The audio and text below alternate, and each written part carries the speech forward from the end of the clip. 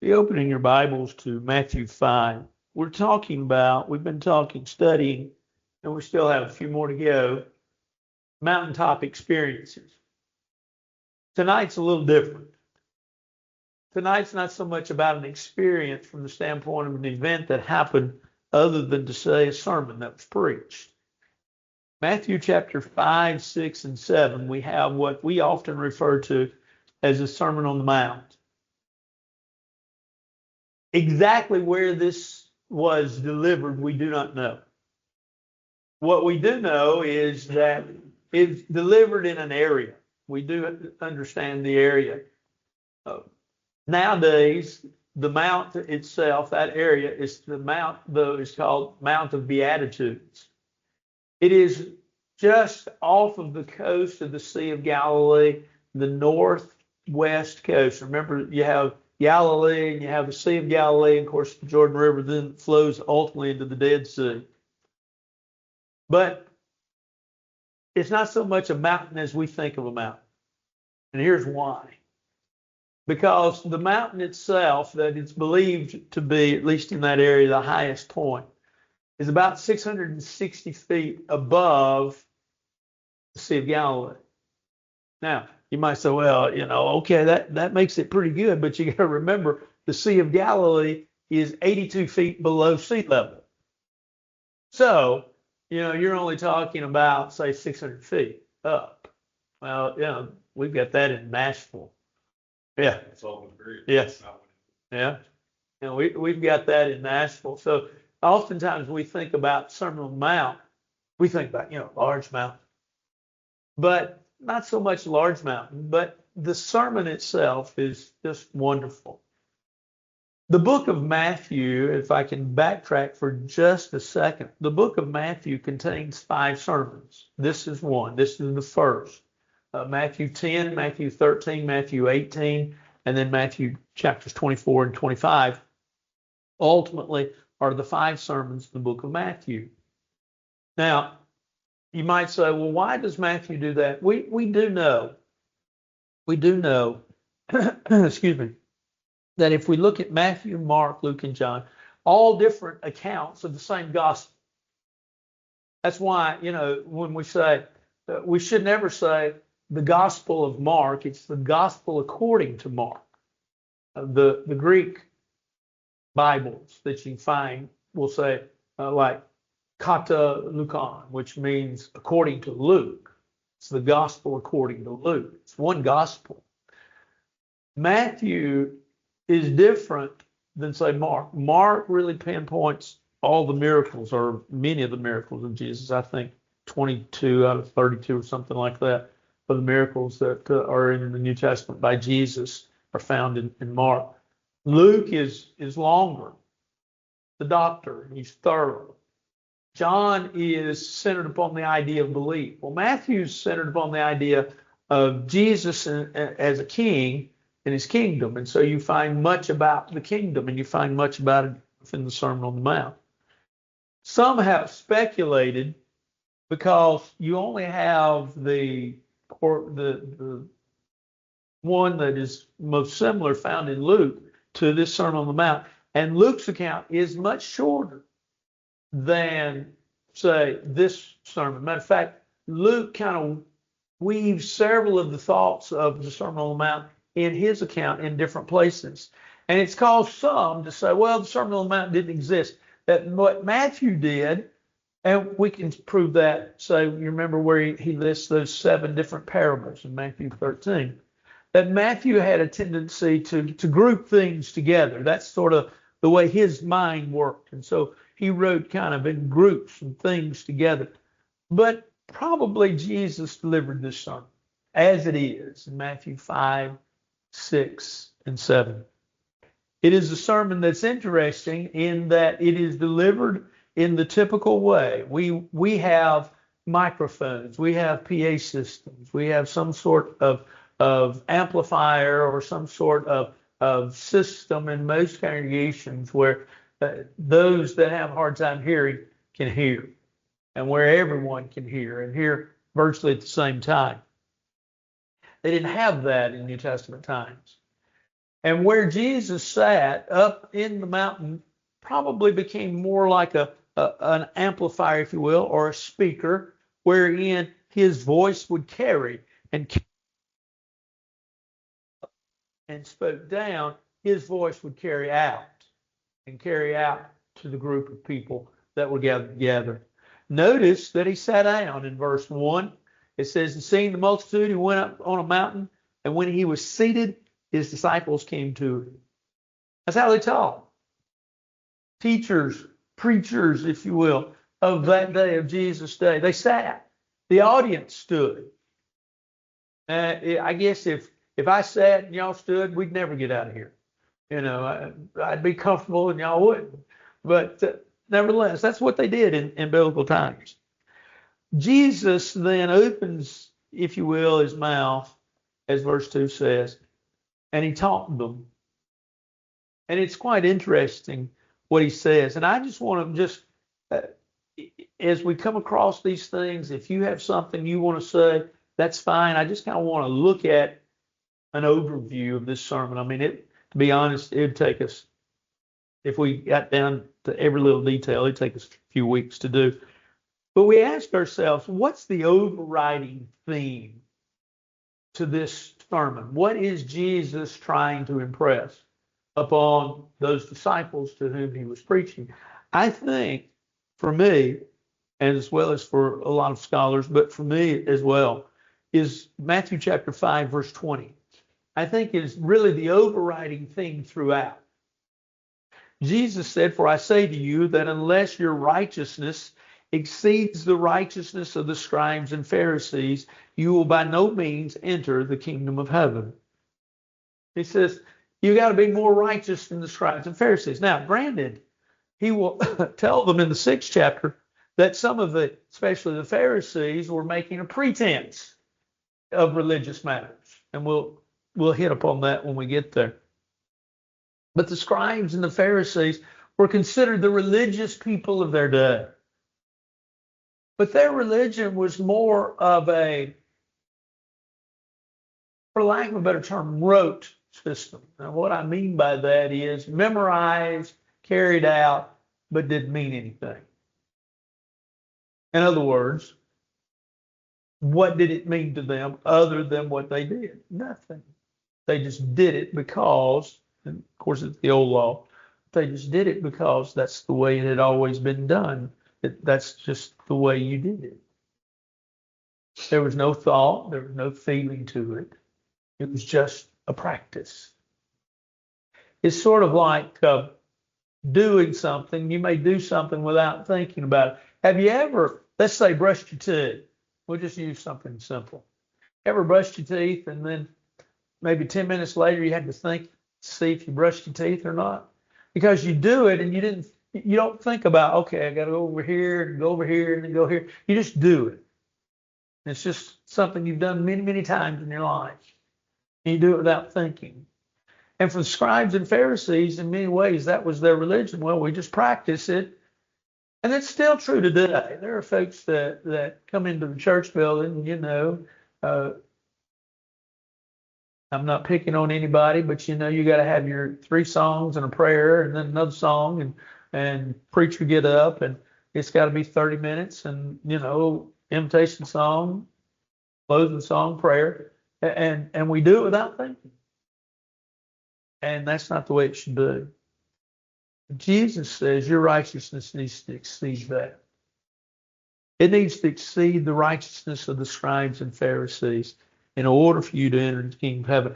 I think that is what Jesus is trying to say in this whole sermon. Now, having said that, let's just kind of go through it. Let's look at it. Let's understand that Jesus is delivering this sermon and think about what he says. The first thing that he offers up is the Beatitudes. We look at the first 12 verses and we find the Beatitudes. The Beatitudes are those that start with blessed. And, you know, we've often been told these are the happy people because the idea of blessed, makarios is the Greek word. It means happy. Well, there's kind of a contrast there that we have a hard time with. Blessed are the poor in spirit. Blessed are those that mourn. Happy are those that are poor in spirit. Happy are those that mourn. It's the idea, though, that if you really stop and think about the first 12 verses, here's the attitude that you need to have in following Christ. It's interesting. Jack Lewis, in his commentary on Matthew, makes an interesting statement. Jack Lewis says, isn't it interesting that Jesus begins his sermon with Beatitudes instead of what is called the imperatives? And the imperative in the Greek tense is commands. So in other words, Jesus says, here's what you really need, but he doesn't command them. He just says, here's the attitude. Happy. Happy. Happy is the attitude. This is what we need. We need individuals that are poor in spirit. We need those that mourn. We need the meek. We need those that hunger and thirst. We need the merciful. We need the peacemakers. We need those that are persecuted for righteousness' sake. That's the individuals that have the right attitude in the kingdom. And that's one of those things that, you look at all those different traits and you think, those are things that I need to work on. And then he moves in verses 13 through 16, and he talks about salt and light. And it's the idea of an influence, the power of the influence. The salt's good, he says, but salt loses its flavor. We don't have that in this day and age like they did in their day and age. We mine it a little differently, and because we mine it the way we mine it, salt basically keeps its flavor. But in New Testament times, their salt sometimes would lose its flavor. And when it loses its flavor, it really wasn't good for anything. It wasn't good for the intended purpose for which it's used. It could be used as preservative. It could be used to, let's say, as an influencing agent to affect, say, the food that it was being put into. And so what did Jesus say? Well, it might as well be cast out, thrown out, and let folks just trample over it. Let it become the gravel of the day. So he says, you're the light of the world. A city set on a hill cannot be hid. Both of these, light and salt, are influencing agents. Salt influences what it touches. I mean, it can cause something to rust, but at the same time, it can make, say, a slice of tomato in summertime taste good. Cause your blood pressure. It can cause your blood pressure good. Yes. Suzanne and I don't have blood pressure problems, but we started light salt many years ago. Yeah, for that very reason. But salt influences you that way. Light influences the room, brightens the room. First thing you'll do probably is you get home tonight, it'll be a little darkish, if not dark.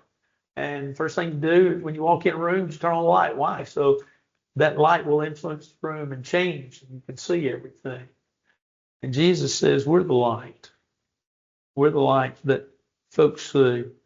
The light, though, brings attention, or should bring attention, to Jesus. Look what he says in verse 16. Let your light so shine before men that they may see your good works and glorify your Father. The light that we bring to other lives is a light that influences folks for good. And Jesus says that's the way you need to live your life. Something in those verses, and we're not, like I say, we're not going to cover everything, but something in those verses.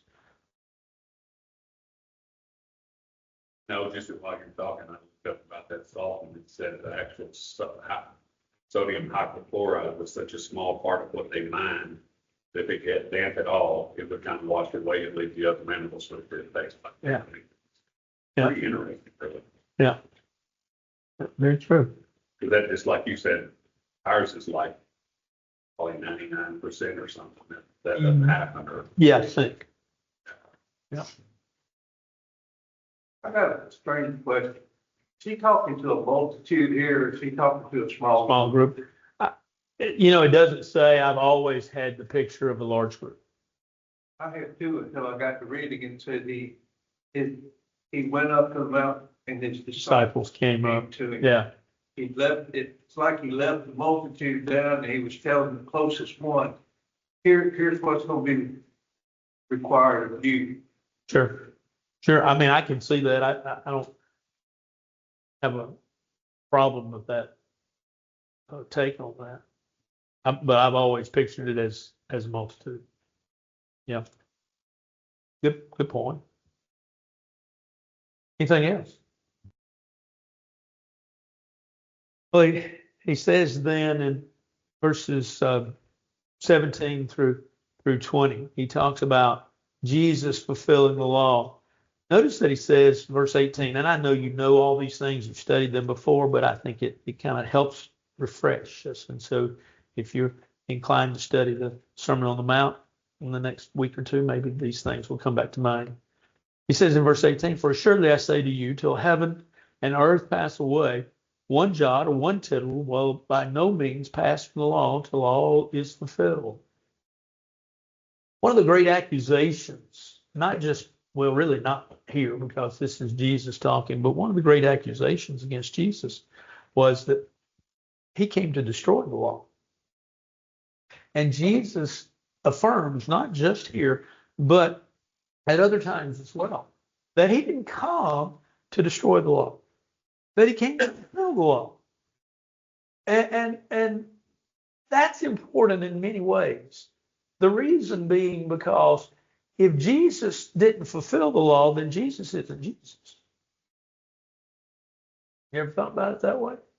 If Jesus doesn't fulfill the law, then Jesus is not Jesus. Why? Because those things that were said about him in the prophets, and ultimately, of course, in the law itself, those things would be pertaining to someone else who is Jesus. Jesus came not to destroy, but to fulfill. And notice what he says. He says in verse 18, he says, not one jot or one tittle. You've heard it said, that's like the dotting of an I and the crossing of a T. Not even the smallest of details. Now, if I were to carry you and show you what is called pointed Hebrew, and you'd be amazed at how little a jot and how little a tittle really is. But a jot is pretty much like in our modern day, a period. And a tittle is just sort of a very light, short little slash. Nothing, Jesus says, not even the smallest of details is going to be left out until all is fulfilled. And that was important to Jesus. But then he goes on to say in verse 19 that whoever therefore breaks one of the least of these commandments, in many ways, the word least carries you back to the idea of jot or tittle. Not on purpose, but at least it should carry your mind back. He says that whoever breaks one of the least of these commandments and teaches men so shall be called least in the kingdom of heaven. But whoever does and teaches them, he shall be called great in the kingdom of heaven. Had an opportunity Monday to go to a luncheon at Granny White, or as it's called now, the Church of Christ at Green Hills. Anyway, one of my old professors was there. I had him in both in undergraduate and graduate, and he has a fabulous mind, just fabulous, just a wonderful thinker and very, very intelligent, and have known him for a long time. But I went up to him and I thanked him for his part in my training, because as I sat there and listened to him, and he pointed out some things that I believe, some things that I'd always heard and always held. And I heard as he talked about the contrast of what's happening today and what was happening. And he was talking about, he's had a lot of discussions with groups and individuals that don't believe like he believes. And to hear what's going on today and in years past, and some of the behind the scenes thoughts, that was very interesting. But I thanked him for what he did. Now, I think that he taught me the things that are right, perfect. Verse 19 says, individuals like that will be called great in the kingdom of God. And then verse 20, we've already studied verse 20. And then he begins in verse 21 by talking about anger and murder. And he says, you've heard that it's been said. This begins a section really through the end of 5th chapter, that each almost paragraph will say, you've heard that it's been said, but I say unto you. And some have said, well, see, Jesus was trying to redo the law. Well, if you look at it, Jesus is really straightening out people on the law. That what people had heard were things that weren't true. And he says, you've heard that it was said of those of old. Let's just look at verse 21. You shall not murder, and whoever murders will be in danger of the judgment. But I say unto you that whoever is angry with his brother without a cause shall be in danger of the judgment. He says, really, it's not just going out and killing somebody, but it's having the disposition of heart and mind towards the individual that is bad. Ultimately, that anger then is really what gets most people in trouble, and most people kill another, murder another. Sad that we hear the nightly news in our little metro area of the number of murders. And a lot of times when you listen to the story, you say, well, it's a drug deal. Well, yeah, that's bad. But it's a drug deal where one person got mad at the other, right? Felt like they were cheated, got angry. And so they were going to get even. And so they killed somebody. Or sometimes, as last week before, where a little child was shot and killed by accident, a stray bullet. So those things happen, sadly. Jesus is straightening out something, and he talks about it. He goes through from verse 21 through verse 26, and he talks about anger, and he talks about murder. Then beginning in verse 27 and going through verse 30, he talks about adultery. You've heard that it has been said, oh, you should not commit adultery. But I say unto you that whoever looks at a woman to lust for her has already committed adultery with her in her heart. And you have to ask, of course, what is adultery? What is sin? Jesus is trying to get us to be as pure of heart as possible, to live the life that we should live. He begins then in verse 31, and he talks about divorce. Whoever divorces his wife, let him give her a certificate of divorce.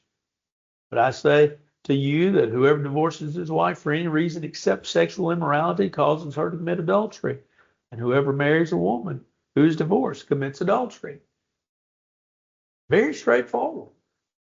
Much like chapter 19 of the book of Matthew. Very straightforward on this subject.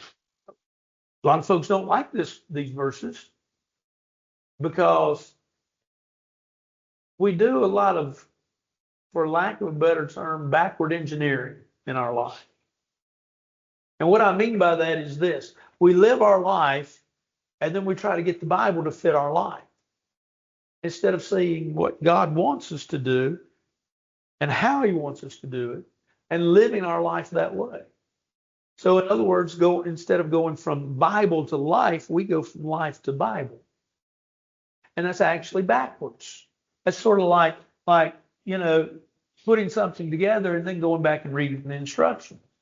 Well, after you've got it put together, why do you need to read the instructions? But a lot of folks do that, and they especially don't like these verses with regards to the number of course, divorce and remarriage that we have in the United States of America. It's right at 50%. Some say a little higher, some say a little lower, but these are verses that Jesus gave us with regards to this. Then he talks about verse 33 through verse 37. He talks about oaths. Again, you've heard that it's said, those of old, you shall not swear falsely, but shall perform your oaths to the Lord. But I say to you, and I swear it all, neither by heaven, for it is God's throne, nor by earth it is footstool, nor by Jerusalem, for it is the city of the great king. Nor shall you swear by your head, because you cannot make one hair white or black. Let your yes be yes, and your no, no. The idea of taking an oath. Now, some have used those verses to say you can't go, say, in the court of law and take an oath. That's not what these verses are talking about. Which, by the way, you can go into court of law and you can affirm or deny, and you can also ask for an alternate oath. You can in the state of Tennessee, at least unless they've changed it in the last 2 or 3 years. I swear. You can. It's your deposition, swear or affirm. Yeah. And you can do that. And I knew up until I hadn't checked on it in about 2 or 3 years. Well, it's been longer than that. But anyway, I knew that it was true in the state of Tennessee. But these verses are not talking about that.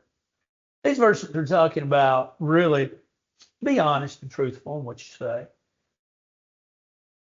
There were folks in biblical times that if they swore by one thing, then they had to keep those promises. But if they swore by something else, then they didn't have to keep those promises.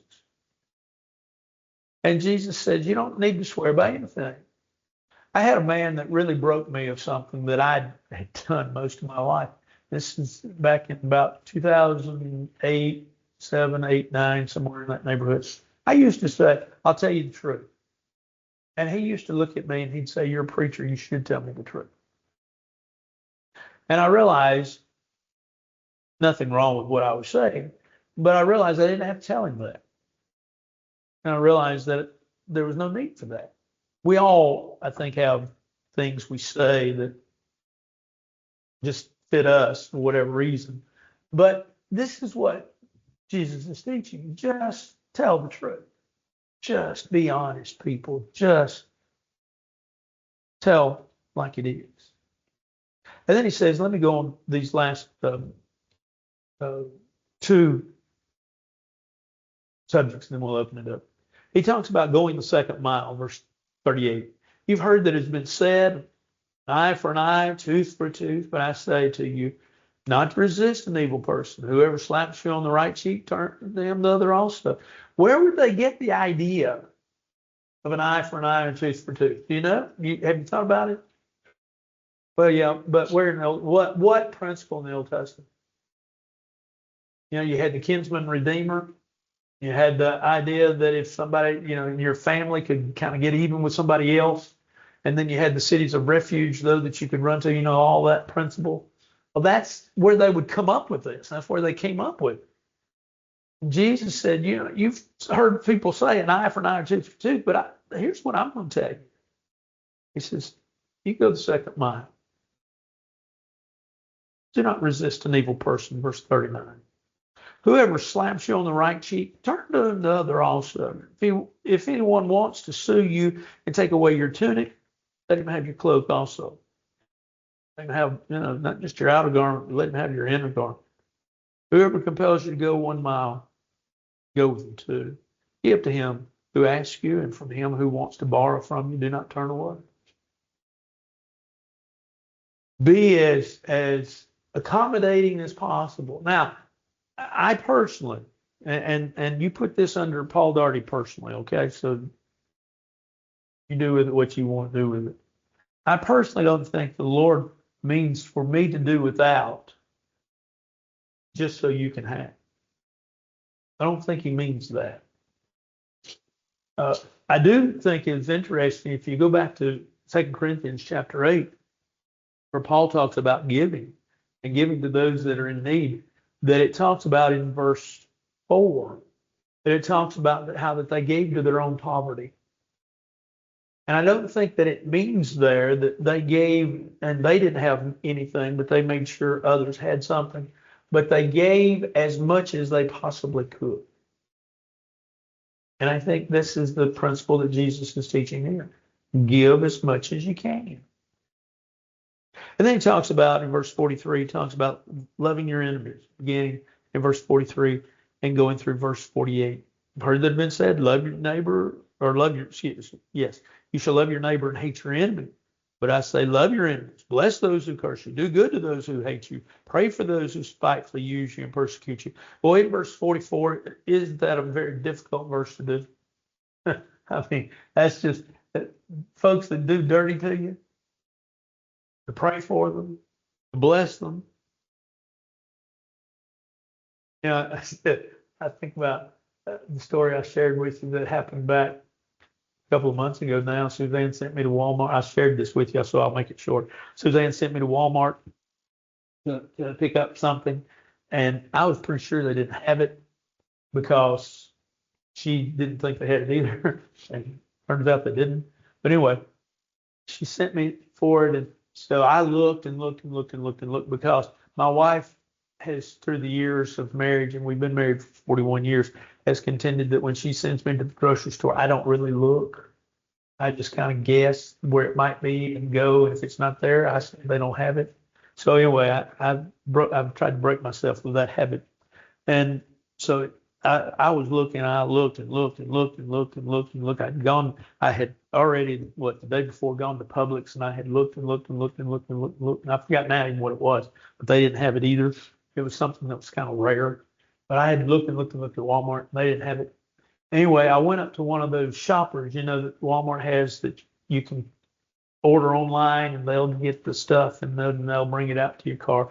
And so I went up to one of them thinking, well, this lady will know where everything is because she does this all day long. So I said, where's so-and-so?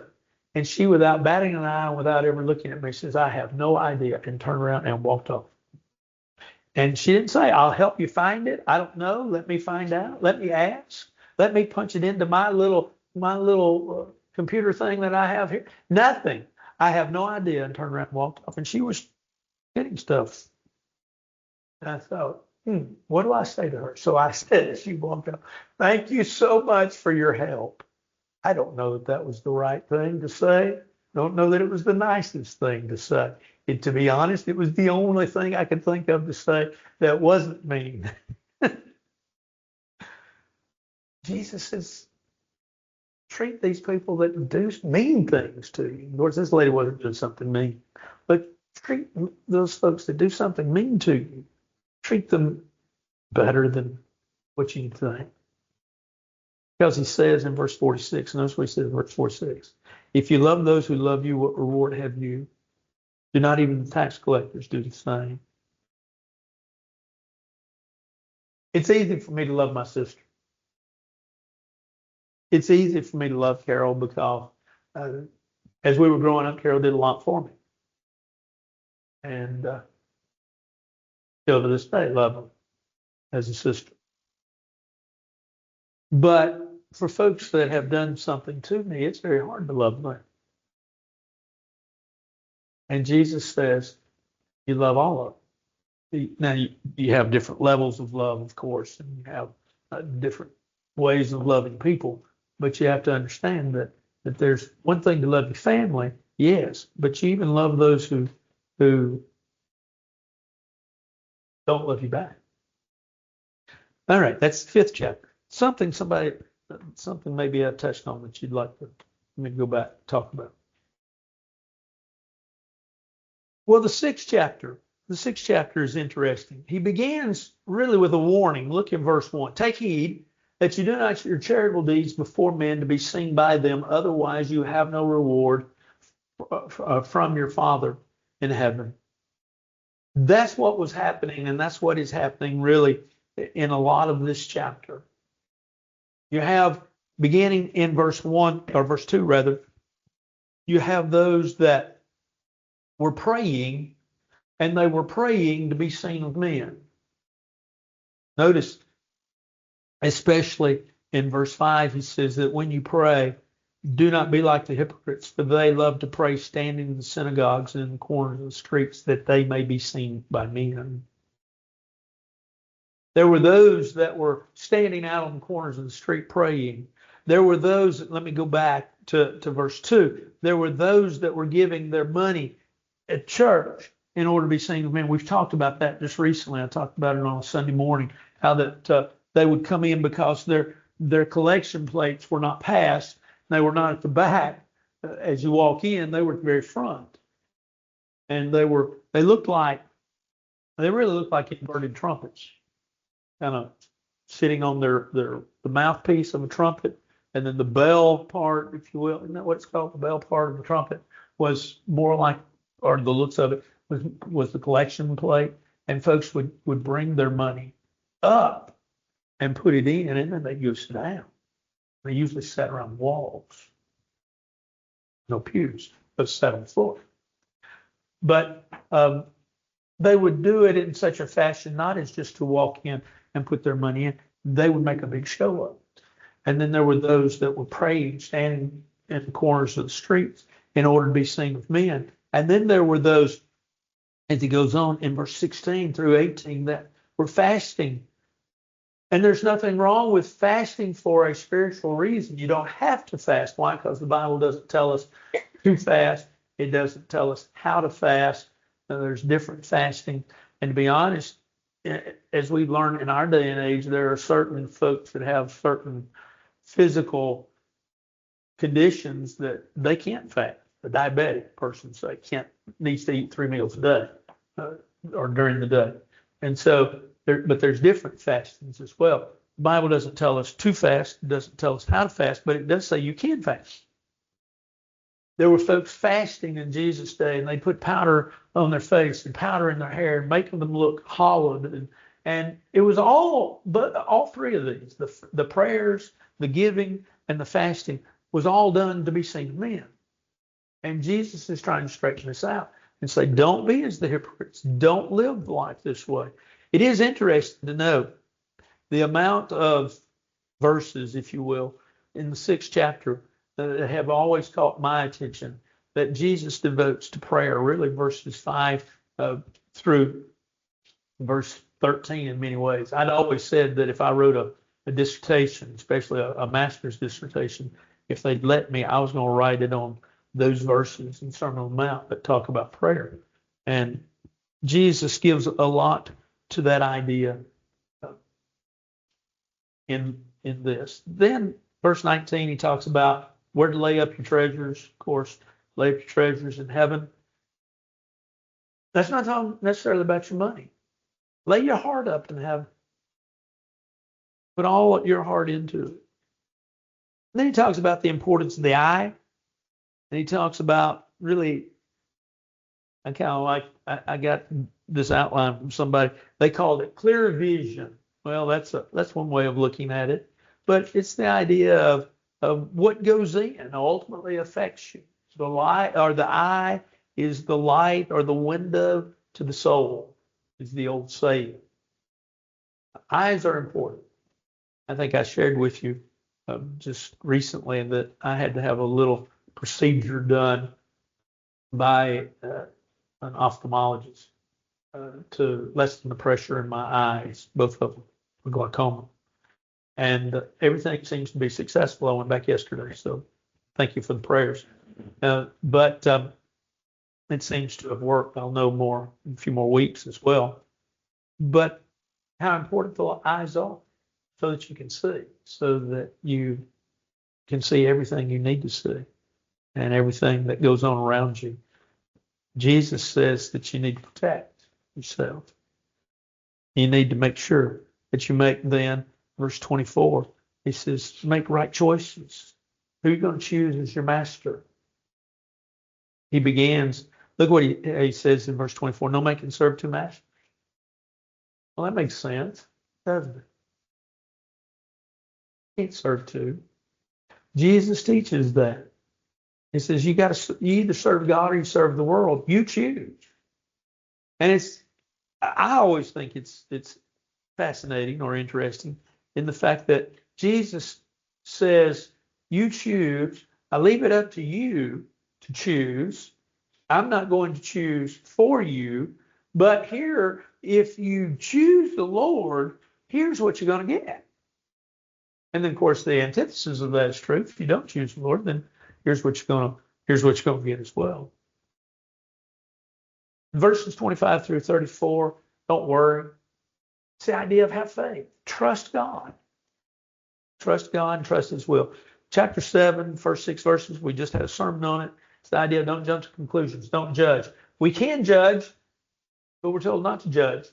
Well, how is it that we're told not to judge, but we can judge? Well, there are things we cannot judge.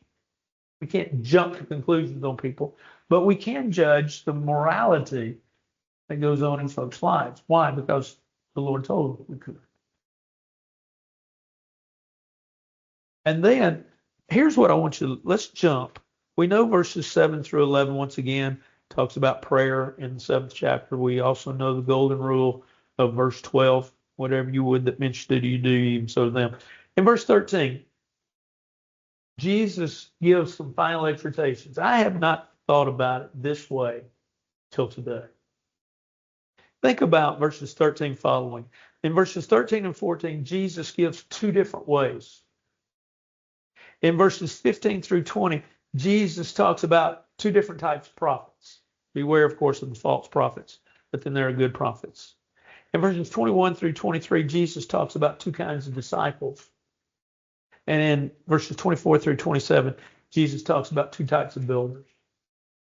I just found it fascinating that really, and I, like I say, I had never thought about that till today, that when you begin in verses 13 through the end of the chapter, so in other words, when Jesus is wrapping up all of this sermon that's talking about all this righteous way, he's basically making comparisons between good and evil, right and wrong, what you should do and what you shouldn't do. And he says, it's up to you. And, if just as I am had been written, he would have said, let's stand and sing just as I am. But he didn't. Then verse 28 and 29, look at the reaction of the sermon. So it was when Jesus had ended these sayings that the people were astonished at his teaching, for he taught them as one having authority and not as the scribes. He taught them as one having authority. And that's very difficult. One of the, how do I say this? One of the things that is sad to me in our modern day preachers is the lack of scriptures that are used. Now, I will say this, there was a movement made by really Andy Stanley in preaching. Yes, Andy Stanley is a Baptist preacher. And he wrote several books on preaching that some of our young preachers have adopted his way of preaching. And I will say this for it, while I do not agree with Andy Stanley's doctrine on a lot of things, that method of preaching is very good. And it gets us back to kind of the old way of here's a text, rather. Here's a story. Here's something that needs to be told. Let's talk about it. Now, what does it mean? And that's a wonderful way of attacking the scriptures. But a lot of folks don't preach the Bible anymore. Jesus taught them as one having authority. We need to listen to him. And ultimately, for Christians, for preachers today, all authority lies with God and, of course, his word. And that's what Jesus was trying to get them back to. Except your righteousness exceed the righteousness of the scribes and Pharisees, you shall know in no wise enter the kingdom of heaven. He was trying to get them back to following God's law. And that's where we need to get folks as well. And so that's what happened, so to speak, on the Sermon on the Mount. Anything anybody like to say, right? There's a lot there. There's a lot of layers to that onion there in chapters 5, 6, and 7. And hopefully, if you haven't read it in a while, you'll go back maybe this week and refresh your memory of it. Anything else? Well, right now I'm leaning towards, we haven't really looked at it in a while.